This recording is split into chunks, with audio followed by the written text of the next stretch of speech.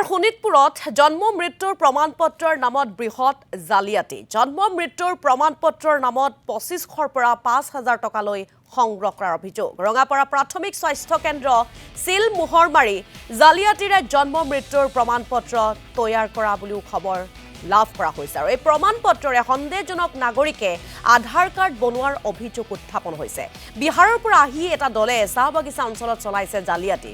ৰঙাপাৰা প্ৰাথমিক স্বাস্থ্য কেন্দ্ৰৰ কৰ্মচাৰী হাছনাত পণ্ডিতৰ বিৰুদ্ধে এই গুৰুতৰ অভিযোগ উত্থাপন হৈছে। আৰু জালিয়াতি চক্ৰটোৰ সৈতে জড়িত হৈ আছে হাছনাত পণ্ডিত। মিছামাৰীৰ এজন যুৱকক ব্যৱহাৰ কৰি নেটৱৰ্ক গঢ়ি তুলিছে বিহাৰৰ প্ৰবঞ্চক চক্ৰটোৱে। আৰু এই বিহাৰৰ প্ৰবঞ্চক চক্ৰটোৰ বিৰুদ্ধে এতিয়া কেতবোৰ অভিযোগ উত্থাপন হোৱা দেখিবলৈ পোৱা গৈছে। যিহেতু এবাৰ শোণিতপুৰত জন্ম মৃত্যুৰ প্ৰমাণপত্ৰৰ নামত বৃহৎ জালিয়াতি সংঘটিত কৰিছে। জন্ম মৃত্যুৰ প্ৰমাণপত্ৰৰ নামত ২৫০০ৰ পৰা ৫,০০০ টকালৈ সংগ্ৰহ কৰাৰ অভিযোগ উত্থাপন হৈছে চক্ৰটোৰ বিৰুদ্ধে। ৰঙাপাৰা প্ৰাথমিক স্বাস্থ্য কেন্দ্ৰ চিল মোহৰ মাৰি জালিয়াতিৰে জন্ম মৃত্যুৰ প্ৰমাণপত্ৰ তৈয়াৰ কৰিছে। আৰু এই প্ৰমাণপত্ৰৰে সন্দেহজনক নাগৰিকে আধাৰ কাৰ্ড বনোৱাৰ অভিযোগ উত্থাপন হৈছে। বিহাৰৰ পৰা আহি এই দলটোৱে চাহ বাগিচা অঞ্চলত জালিয়াতি চলাইছে। ৰঙাপাৰা প্ৰাথমিক স্বাস্থ্য কেন্দ্ৰৰ কৰ্মচাৰী হাছনাত পণ্ডিতৰ বিৰুদ্ধে গুৰুতৰ অভিযোগ উত্থাপন হৈছে। আৰু জালিয়াতি চক্ৰটোৰ সৈতে জড়িত হৈ আছে এগৰাকী হাছনাত পণ্ডিত।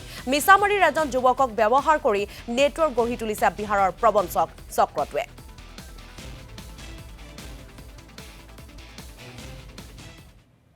মই এজন বৰজুলিৰ ল'ৰাৰ লগত মোৰ চিনাকি হৈছিলে ২-৩ বছৰ আগত। তো তেখেতে মোক বাৰ্থ চাৰ্টিফিকেট বনাওঁ বুলি মোক কৈছিলে। তো মই মোৰ বাৰ্থ চাৰ্টিফিকেট মানে মই কাষ্টমাৰৰ পৰা লৈ তেখেতক দি আছিলোঁ। আৰু এইটো বাৰ্থ চাৰ্টিফিকেট জালিয়াতি হয় বুলি মই গম পোৱা নাছিলোঁ। যিহেতু যোৱাকালি মোক ধৰক দুই-চাৰিজন দাদাই কোৱাৰ কাৰণে মই এইটোৰ বিষয়ে অৱগত হ'লোঁ। এতিয়া মই এইটোৰ বিষয়ত আমাৰ নিউজৰ সীমন্ত জনাইছোঁ। সীমন্ত দাক তাৰ নামটো হ'ল ৰূপম চৌধুৰী। হয়, এইটো বিহাৰী মানুহ হ'ব লাগে।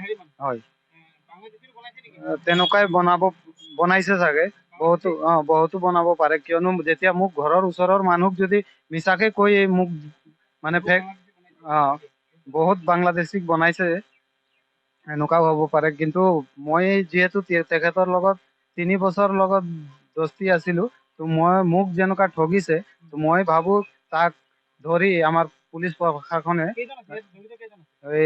এইটোতো গম নাপাওঁ, কিন্তু মইতো তেখেতক অনলাইন পইচা পঠাই দি আছিলোঁ। আৰু এটা বাৰ্থ চাৰ্টিফিকেটত ১৫০০, ২,০০০, ২৫০০ এনেকুৱা বয়স।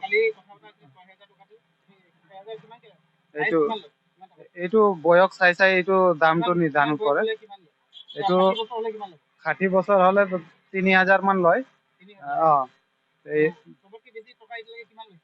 এতিয়ালৈকেতো মই এজনৰ পৰা ২৫ নাই, এনেকুৱা লোৱা নাই। ২৫০০ দিছোঁ, মই ২,০০০ দিছোঁ।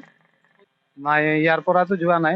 যিহেতু মই গাঁৱৰ ওচৰ চুবুৰীয়াৰে ২-১জনৰ বনাইছিলোঁ। আৰু আপোনাৰ কি কয়, ঘোঁৰামাৰীত 2জনৰ বনাইছিলোঁ মানে মই তেখেতৰ পৰা লৈ তেখেতসকলক দিছিলোঁ।